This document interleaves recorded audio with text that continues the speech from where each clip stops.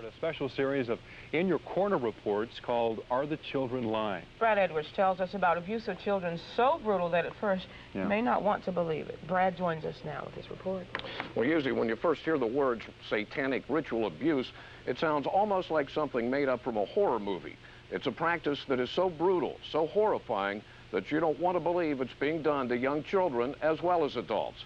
I'm pretty hard to convince, but when you hear about the abuse from kids, it's difficult not to believe. Still, many in law enforcement who are asked to investigate have to ask the question, are the children lying?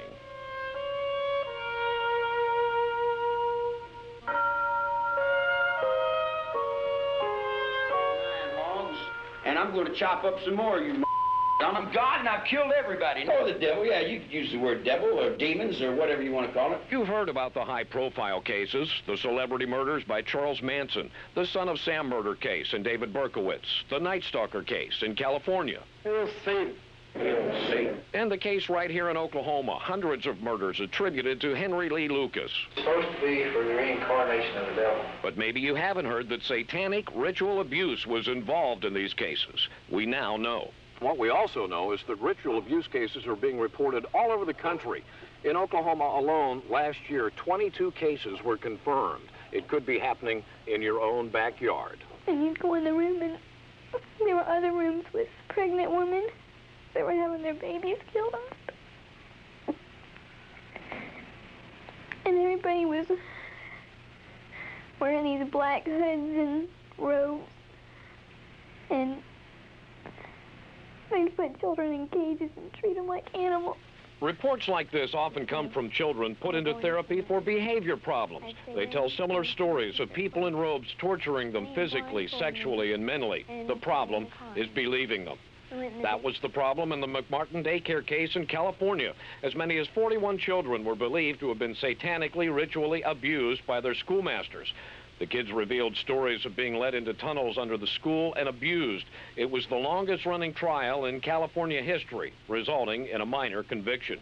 Few believed the kids until parents paid to have the daycare center excavated and found tunnels with satanic paraphernalia and animal bones, just as the kids described. It was too late to enter into the trial. The cases I've told you about so far are from around the country, but I didn't have to go far to find cases right here. I know, it just hurts. A family called to ask for help in getting something done about an alleged molestation case involving people in the Surrey Hills Mormon Church. That opened the door to another case allegedly involving some of the same church people, where a woman claims she and her 5 young children were caged and abused in the worst way, the satanic way. Have you seen that done? Have you ever seen a baby killed by them? Yes, I have. But you don't know who belongs to or anything? No, they've killed a lot of people's babies. But I don't know who they are.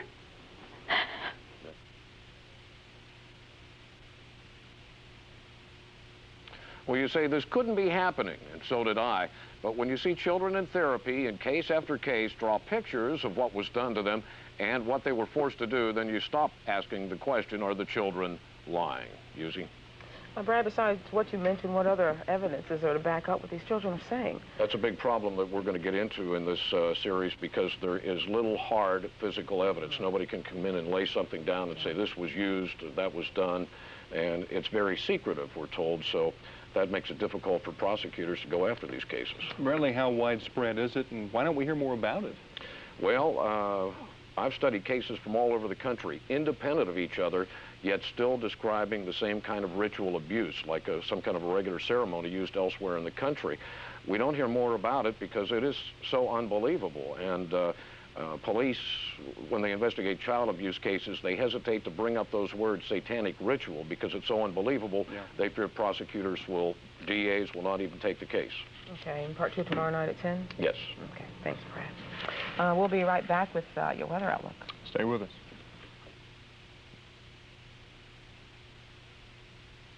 In your corner series on ritual abuse. And Brad, last night you said there were, I believe, 22 confirmed cases of ritual abuse. How do they confirm these things? All right, well, Devin, that information comes from the Department of Human Services Child Abuse Unit. It's hard to say how many real cases there are because some people simply remember things that never happened. But in other cases, social workers say victims are traumatized by the brutality.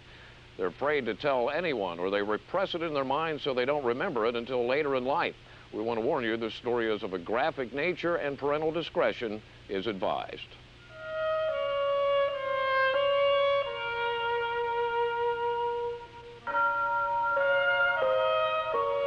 Yeah, he would kiss me on the lips. He'd have me up against his door just all the time. He'd want to kiss me on the lips for long. Was he a married man? Yes, he was. Scott McAllister claiming that a church leader made homosexual advances toward him 9 years ago when he was 14 years old. He'd always want to get contact with me, you know, if he took his shirt off and my shirt off, and it went to him. I know several times he had an erection after he was with me, and I mean, he'd have me on the floor. He'd want to be on the floor of his office, you know, and into me and always holding me and being affectionate. And looking back now, he was wanting to... I was really scared. Scott said at that time he was being counseled by the church leader concerning his teenage problems. Scott only revealed his claims recently after his father told him that a church leader molested him when he was a teenager and that he never got over it. It's time for the lights to be switched on and the masks to come off and the kids to have a chance to heal, and the adults that have been abused as kids have a chance to heal, and that it stop. Last year, after father and son compared experiences, they filed a police report about Scott's ordeal 9 years ago. The family is frustrated that neither the church nor the police has done anything. Being quiet and silent is deadly because it will go on and on and on, and all the children will be abused that could have been saved if someone had spoke up. This one is another picture of the child nude and in a chair with a rope around his neck. He's being held by... and his penis is being poked with a stick by... And then this one is a picture of the child being nude, again with the rope around his neck. But imagine how much more frustrating it is for the mother of 5 small children who believes some of the same church people and her own husband satanically, ritually abused her and her kids. Cinda Roughton showed me pictures of her kids at a psychologist's office in play therapy, acting out abuse done to them. Abuse so horrible and disgusting, we can't reveal it all here. With needles. They tortured them with needles. They used ropes. They put ropes about their necks and their heads, and they would yank them, pull them very, very tight. And after they often left rope burns.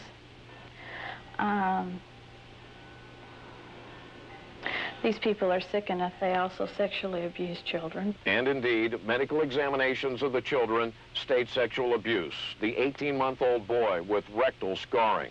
The 4-year-old boy with a hernia scar and an abrasion across the back of his head, and the 5-year-old girl with a calloused vagina. The terror and the torment the children experienced only came out during extensive therapy by a child psychologist. Have you ever seen anything like this before in your career? Yes. I've had a few other cases. And you believe reluctantly. They were also yes. abused? Yes. Ritualistically? Yes. And then you think that's what we're looking at here? Absolutely. What should be done about this case? It needs to be investigated quickly. Now, there's still a lot of questions. How did Cinda, the mother, not know what was going on with her kids? How did she and the kids get away? Tomorrow night, a look at what the kids say was done to them. They tell their story through drawings, and we'll see how they escaped. Well, at what point, what does it usually take to get kids to psychologists? At what point do people realize there's a problem? Well, unusual behavior, and in this case, the grandmother that pulled the kids out of her daughter's home said things would happen, like the little girl would come in and say, I have to kiss my brothers goodnight, and she would go in and jump on top of them and French kiss them. Now, these are kids 5 and 4 years old that would not know about these things unless someone had instructed. But a whole string of behaviors, some of which I won't describe here, led them to believe these kids needed to be before a counselor, and we'll talk a little bit more about that tomorrow. Okay, we'll see you tomorrow night. Thanks, Brad. Thanks. Sexual abuse of children. Brad Edwards continues his series of the story of the 5 children of Cinda Roughton and the horrors they reveal to not one but 2 different psychologists. The names of those identified by the kids have been bleeped out since no charges have been filed. Parental discretion is advised for this report. And he asked me to draw him, and he held my hand. And so this was him in bed, and this was, he said that Daddy was being mean to him and putting his penis in his mouth. And then the child took a pin and started stabbing it to make the daddy go away. He was very angry. Child psychologist Kay Gillette explaining what the kids drew. Although she's seen cases of satanic ritual abuse before, the kid's behavior when talking about it is still shocking to her. Blake started trying to draw. The only thing he drew were these sticks over and over and over and over and over. And it wasn't until I started trying to talk to him, and he was sitting in my lap, that his body heat went up so much that it was obviously anxiety. He changed his demeanor, he changed everything. And it was at that point that, you know, he was only 3, and there's no way he could have faked a feeling, faked body heat, those kinds of things. The psychologist says the kids draw themselves and their mother in a cage over and over, saying they were put there by their father and a church leader. They also tell her about murder. This is a picture drawn by the 5-year-old daughter of a witch who had stabbed a baby, and she described having actually witnessed that, hearing the baby cry. And seeing blood? And seeing blood. This psychologist examined the kids in Texas, where Cinda ran to escape her abusers. But later she had another psychologist here in Oklahoma City examine the kids, and his findings were exactly the same, that the kids had been ritually abused by Satan worshipers. My question was, how could all this be happening to little children and the mother not know it? I asked Cinda. The children were trying to tell Mom something was wrong, only I was so mind-controlled. It just went right over my head. They did draw on the, also on the doors to the bathroom, and now I know that they did a pentagram. That's what they drew. In the circles, they had a pentagram drawn. But at the time, I didn't realize that's what it was, which is a satanic symbol. It was Cinda's mother, during an overnight visit, who first noticed something was wrong with the children. She describes an incident with her granddaughter. In the kitchen preparing breakfast, and I heard her screaming, "No, no, no, I don't want to, no." So I immediately dropped what I was doing, ran in there, and she picked her up, and she was kicking and screaming. And I asked her, "What is it you don't want to do, honey?" And she says, immediately stopped, clammed up, said, "Nothing," and looked at the floor. She wouldn't look at me. Mrs. Roten told Cinda to come and live with her in Texas. Roten then went to pick up the kids and was shocked at what happened when their father came out. And he squats down beside the car, and he says to his daughter, "Give Daddy love." And she looked and said, "No, I don't want to." He just looked at her, and she jumped in his lap. And he looked right at me, and he picked her up with his hands on her feet, and he would run his hands up into her crotch as he threw her into the car. And he did this several times, staring at me. Cinda divorced her husband, and during those lengthy proceedings, both psychologists testified about the satanic ritual abuse. Before they could testify a second time, Cinda's husband stopped the custody proceedings and voluntarily gave up all parental rights to his children. But there is little hard evidence of abuse, only what the victims say. Most people don't remember, and if you do remember, you don't want anybody to think you're crazy, so therefore you don't tell anyone. But some do believe. I received a copy of a secret study done by a member of the Mormon Church hierarchy in Salt Lake City. Bishop Glenn Pay says he met with 60 victims of satanic ritual abuse. He says it could have been 2 or 3 times that number if he hadn't limited himself. Here's some of the incredible things the document states. That 45 victims allege witnessing and or participating in human sacrifice. They were abused by family members or relatives. He says children are put into situations where they believe they're going to die, such as being buried alive or being placed in a plastic bag and being immersed in water. He says the kids are told to pray to Jesus to see if he saves them. When he doesn't, the Satan worshiper pulls them out, making the kids loyal to him. In the document, he says when 60 witnesses testify to the same type of torture and murder, it becomes impossible for him personally not to believe them. Back in Oklahoma, the Rotens are furious that no one's arrested in their case. But Piedmont Police Chief Don Payne has investigated. There's not much doubt in my mind that the children were physically and sexually assaulted and molested, and from the description of the case, may have been in a cult or satanic manner. and may have included multiple suspects. Chief Payne says the only thing preventing him from making arrests is that Cinda won't allow him and the Canadian County District Attorney to interview her children. He says that has to be done. Cinda says she will give them videotapes of the kids' testimony to the psychologist, and that should be enough. She says it would be cruel to put the kids through all of this again, and their grandmother agrees.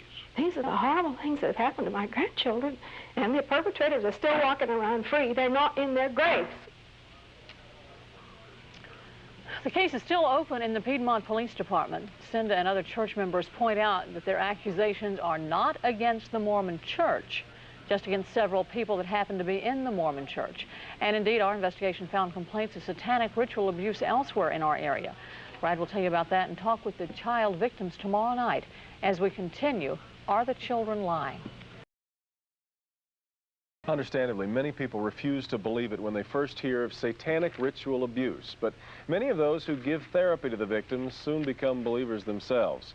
Tonight, Brad Edwards continues with Are the Children Lying? A look into the abuse of kids by satanic cults. And I guess the pretty key question here is just how widespread is this? Well, Devin, I've studied many cases around the nation. I've found many cases here locally. I'll tell you how those happened, and we'll actually talk with some of the young victims tonight. But even hearing what the kids say in therapy, many refuse to believe that satanic ritual abuse is going on.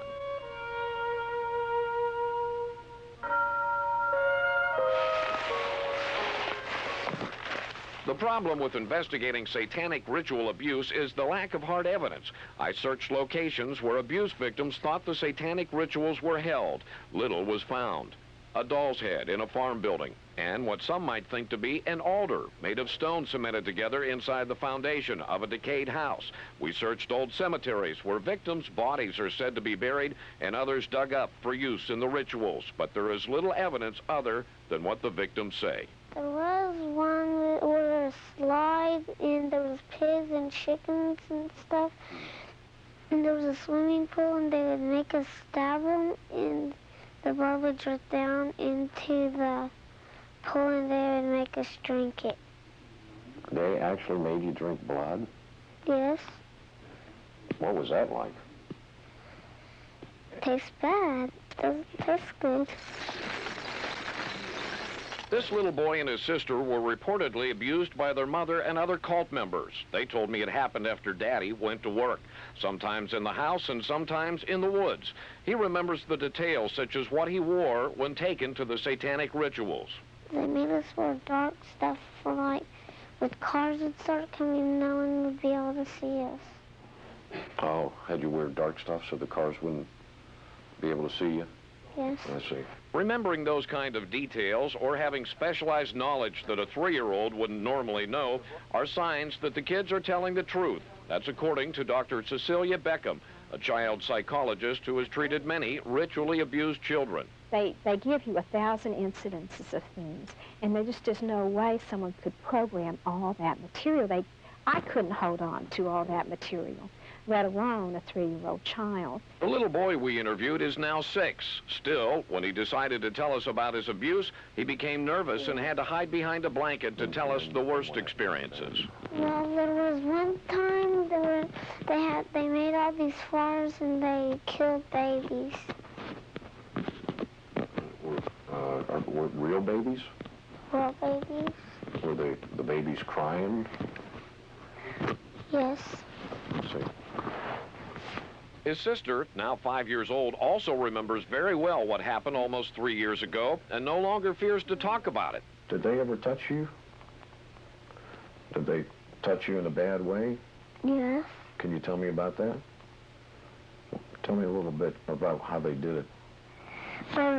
They touched me where my private parts were. Uh-huh. Did they take pictures while they were doing this? Yes. You the only one? The only child? My brother was there too, but he didn't see what happened. He didn't see what happened? I was able to ask leading questions. Child psychologists can't do that since the kids' information might be used in a divorce case. But to get the kids over the fear of telling, it can sometimes take months, sometimes a year of watching the kids act out what was done to them. The kind of terror, I mean, these children truly believe that when they tell, they will be struck dead. This one boy said that he had a bomb planted inside of him, and I'm sure they staged that very effectively for him to believe that, and that when he told, he would explode. So they are very convinced that to tell is to die. The grandparents took in the two kids and their father for their safety. They have organized a support group now for survivors and parents of survivors of satanic ritual abuse. There are now about 30 or more members, all frustrated that police haven't been able to make any arrests in their cases. I did call our local police department, and they did not believe me. And they didn't think that kind of thing went on. And I got real scared, and I decided they weren't going to help me. In Oklahoma City, police detective Bob Smart says they do investigate, but many of the stories have too many holes in them. Where are the bones from the child? Because they won't eat the bones. You know, where did it occur? Did it occur inside of a house? Did it occur outside of a field? Those type of answers, and they say, well, I can't remember. And that's the problem with it. Their stories are not documentable. Another problem, Smart says, is that the abused kids testifying in court are easy to confuse. So it could be that the person who hurt these kids will remain free to hurt others, while these kids may be scarred forever by the memories. No, I don't know if they made noises, but I know the kids did. What noises were the kids making? They were screaming and yelling and everything. Now, tomorrow night we take a look at what are called the dabblers, and Devin, those are kids who think it's cool to get into satanic worship, and the results are often very tragic. All the more dangerous. Local cases. What are you hearing so far, the response to what we've been hearing? Well, we've had a few calls from members of the Mormon Church who have accused us of saying that satanic ritual or satanic worship is part of the Mormon Church, and of course we did not say that. And talking about a couple of members of the church. Just a couple of members of the church. But we've also heard from quite a few people, which surprised me, who are victims of satanic ritual abuse, and thanked us for tackling the subject because they've suffered all their lives with people who don't believe it. When they tell them these stories, they think they're crazy. Have police ever made arrests?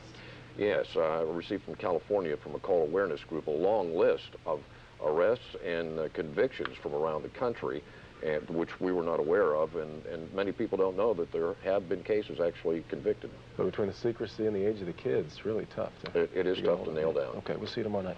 Thanks. Dabbling with Satan worship. And we've seen some of those tragedies right here in Oklahoma. Unfortunately, tonight, it's our focus during this last part of our special In Your Corner series, Are the Children Lying?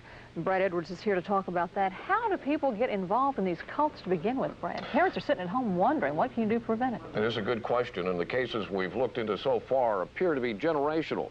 Satanic worship passed from one generation of a family to another like other religions. Now, at a lower level are the dabblers, usually teenagers who play with satanic rituals, but sometimes get sucked in so far they find there's no turning back.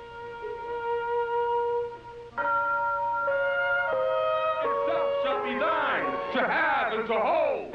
Hail Satan! You are watching SBN, the Satanic Broadcast Network. Satan worshippers with their own cable program on the Satanic Broadcast Network. Less for entertainment and more for recruiting others into the cult. Join the cult. Recruit others. The lure seems to be everywhere for young people seeking excitement.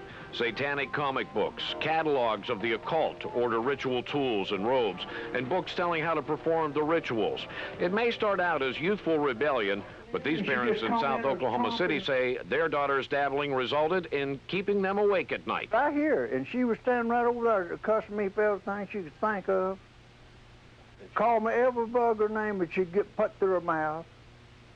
And said, you old gray-headed son of a bitch, I'm going to say it like she said it. I'll slice you up and salt you down as a go. I'll kill you. I'll kill you. The parents said their daughter began dabbling when they lived in East Texas. After they moved here, they claim they lost control of her. They believe she's involved in animal mutilations, crime, and drugs. They worried when they found butcher knives missing from the kitchen. Her room shows satanic signs. Ironically, while doing research for these reports, I had looked for books on satanic rituals in the Metropolitan Public Library, but found they were checked out. They were all here in the daughter's bedroom. Blood Secrets, the true story of demon worship and ceremonial murder The parents said, once again, their daughter had become suicidal and was now confined to a hospital psychiatric unit. You may remember another dabbler who came to trial in 1986. Sean Sellers said he regretted getting into the occult after killing both his parents and a convenience store clerk. So I'm talking about Dungeons and Dragons, Satanism, the occult, magic, anything that's like that. Anything that, the stuff that we've been warned about that we didn't believe, it's true. It's true. Next month, another case comes up in Oklahoma County. Jimmy Ray Slaughter was indicted in the deaths of an Edmond woman and her daughter. Satanic involvement was suspected after learning the victim's breasts and genitals were mutilated with some sort of sharp instruments.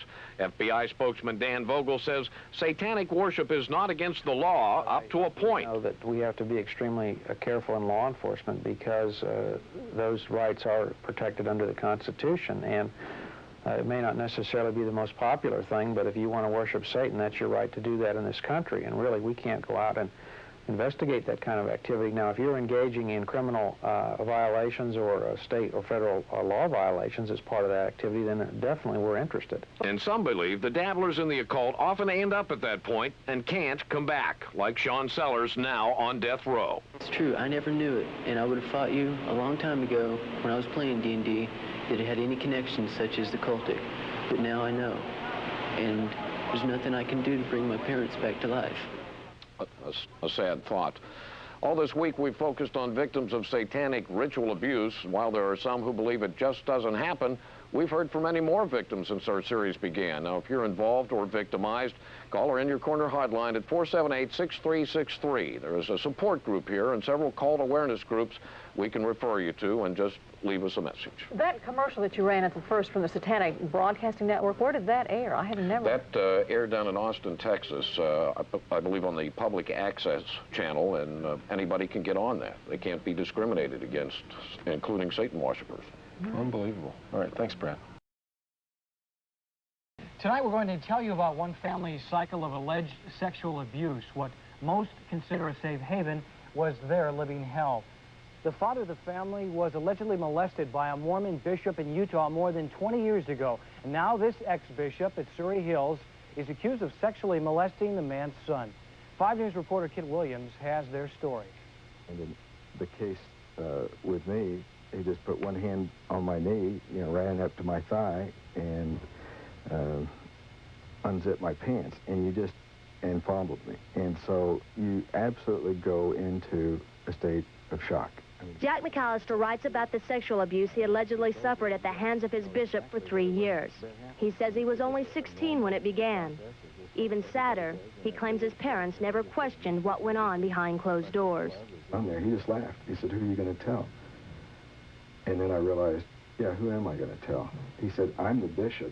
You're just a kid. Who do you think they're going to believe?" McAllister was able to bury his private hell until his son told him he had lived through the same thing. How did you feel when your son said that the same thing had happened to him? About the time that you think you can't hurt,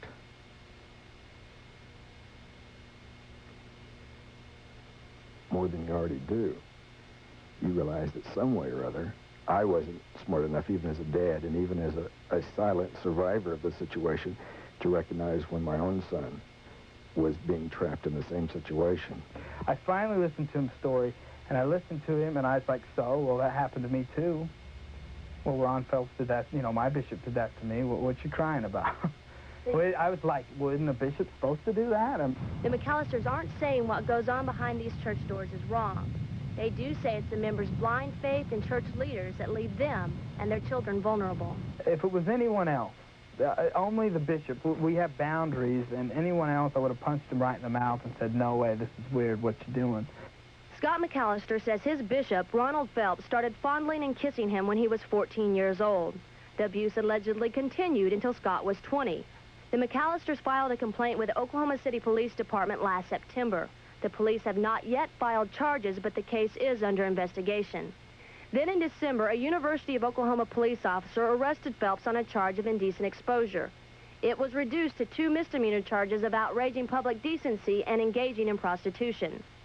A report from the Oklahoma State Bureau of Investigation shows Phelps was picked up for indecent exposure in 1980, but that charge was dropped. Ronald Phelps refused to talk to me, but his attorney told me his client denies the accusations and says the McAllisters are taking their case to the media instead of the courts. Scott says coming forward hasn't been easy. His family is facing excommunication from the church, and he's undergone months of intensive therapy. The only reason why I'm doing this is if I can help the next 14-year-old boy out there that doesn't know what molesting was. Kit Williams, 5 News. The police abused them. About 100 people showed up to protest Judge Charles Humble's ruling. He ordered Greg Carey to give his 2 young children back to their natural mother. Instead, 5-year-old Kristen and 6-year-old Greg disappeared with their paternal grandmother. The Careys say the judge's decision endangered the children's lives. Fathom how he could do this, how he could take them out of a safe environment and put them back in jeopardy. Greg Carey is scheduled to appear in court for contempt on Monday. The mother's attorney denies the allegations, saying Greg Carey is a desperate man who would do anything to keep his children. Prosecuted for reporting it and persecuted. The story stems from a special In Your Corner series called Are the Children Lying? Family of the Surrey Hills Mormon Church say that their son revealed he'd been molested by his church bishop when he was 14 years old. And now his mother, who led a fight to get something done, has been forced out of the church. Tonight, Brad Edwards continues his investigation to find out, are the children lying? Meredith and Jack McAllister say when their son was a troubled teen, his church bishop offered to take him into his home and help him. Scott was 14 then. When he reached age 22, he revealed to his father that in the home and in the church, his bishop had molested him. Now, the bishop was still active in the church, and they felt something should be done. But they say nothing was, so the McAllisters took their story public. Now, our investigation revealed that the former bishop was caught in a sting operation in an OU men's restroom, allegedly exposing himself to an undercover policeman. Ultimately, the former bishop was excommunicated, but the McAllisters say it was for the wrong reasons. So my understanding is what he was excommunicated for was his actions down in the OU restroom. He's never admitted sexually abusing our son or other young members of the church, and so the parents still aren't warned. I mean, that's the problem. Next, Meredith was excommunicated. She says for going public with the story of her son's molestation. We've been excommunicated for going to the press and making this public, making claims. They say that we can't back up. Their Mormon church president says the church never covered up for its former bishop. They just couldn't prove the McAllisters' story. He said the church council felt it was time for the McAllisters to be held responsible for their constant accusations. We have a tremendous responsibility, we feel, to make sure that we don't involve ourselves in the tragedy of innocent people being accused and their lives and their families destroyed. But the McAllisters say there are other cases in the church that haven't been resolved. Cinda Rowden says the same bishop was involved in the satanic ritual abuse of her and her children. A psychologist confirms that medical tests and psychological tests show that Cinda's kids were ritualistic abused.